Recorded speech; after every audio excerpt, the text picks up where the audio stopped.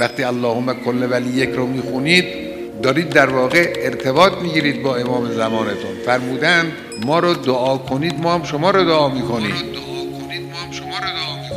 این مجموعه عظیم مؤمنین و مخلصین و دلهای نورانی سعی کنن رابطه خودشون رو با حضرت مستحکمتر کنن.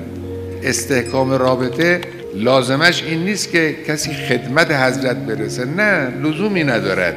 حرف بزنید با حضرت، سلام کنید، زیارت کنید، با همین زیاراتی که هست، زیارات معصور، یا حتی با همین زبان معمولی خودتون با حضرت حرف بزنید. خدای متعال پیام شما را و سخن دل و زبان شما رو به اون بزرگوار میرسونه و اون بزرگوار مطلع میشود.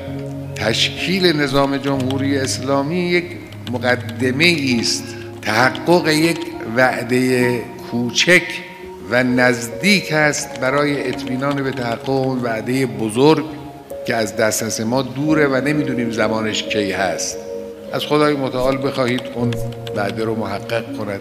ارتباط قلبی را هرچه بیشتر کنید، از حضرت بخواهید، درخواست توجه بکنید، درخواست دعا بکنید از اون بزرگوار و بدانید که اون بزرگوار به این درخواست ها توجه خواهد کرد.